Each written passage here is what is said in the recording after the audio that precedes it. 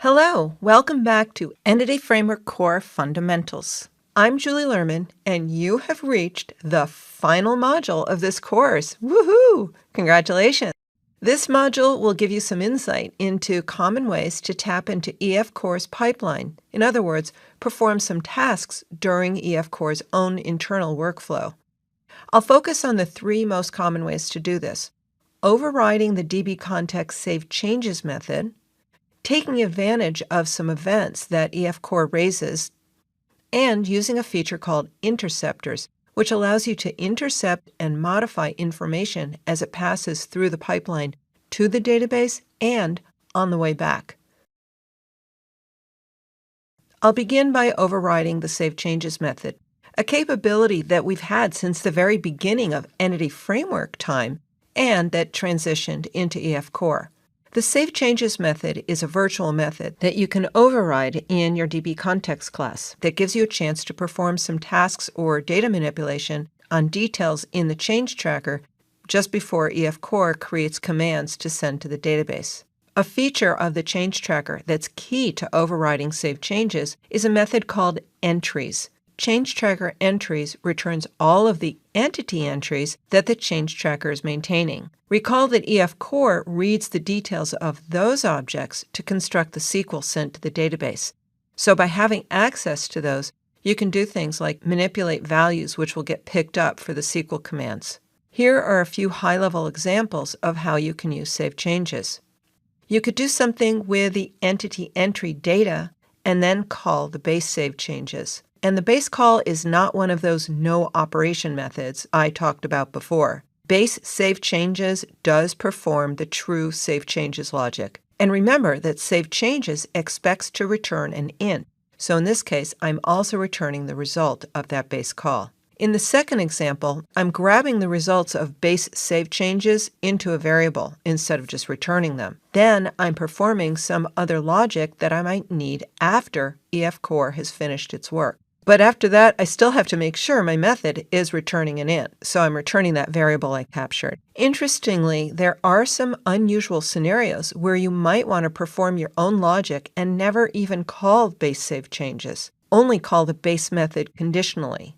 You can handle all of this in the override. Let's first take a look at the change tracker entries that you can access. I've got a solution that has the same classes and data model we've been working with throughout this course.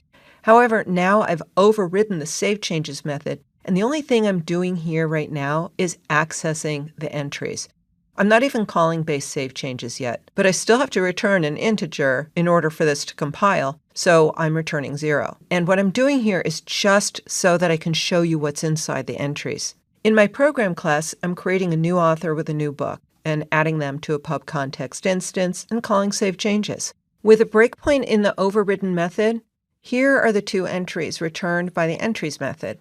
But remember, these aren't my author and book objects, but the entity entry objects that are tracking my author and book. And they have a lot of details in them. Remember the debug view for the change tracker? Each entity entry has its own debug view as well. It also has a pointer back to the object that it's tracking. There's a collection of current values and original values. There's so much detail in here. And as tempting as it is for me, because I find it fascinating, going any further will take us pretty far afield of the fundamentals. So I'll leave you to learn more about this at a later time. You don't have to retrieve all of the entries. You can use LINQ to do some fine-grained filtering. In fact, what I'm doing in this next line of code is using LINQ to get the first entry, but instead of returning the entry, I'm returning the actual entity object that it's pointing to. In the next clip, I'll show you an example of making those modifications to the entries in the Save Changes override. Here's an example of a common use for overriding save changes, setting the values of the shadow properties.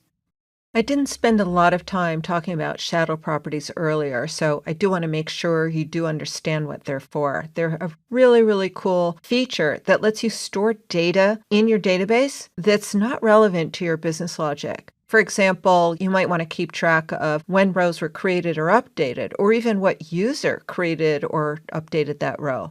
This is really useful information when you're running auditing reports against the database. But if you had those properties in every single one of your classes and they have nothing to do with your business logic, they will just constantly be in the way. So this is a nice solution that the EF Core team came up with. Recall that shadow properties are known only by the DB context. This also means that you will need to use migrations to make sure that that new column is defined in the database.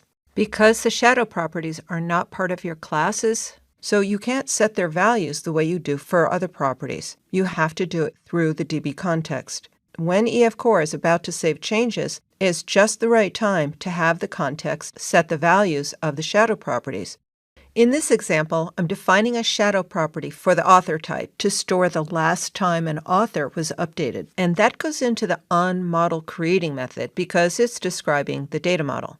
Then I have a new method I've named updateAuditData, which iterates through any change tracker entries that point to author objects and sets the current value of its last updated property to the current date time.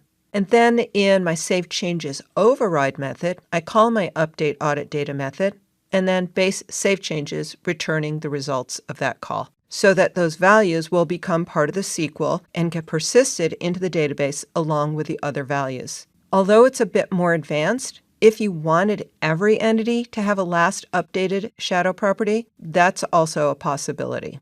It's always been possible to access the tracked entities from the dbset as well, thanks to dbset local.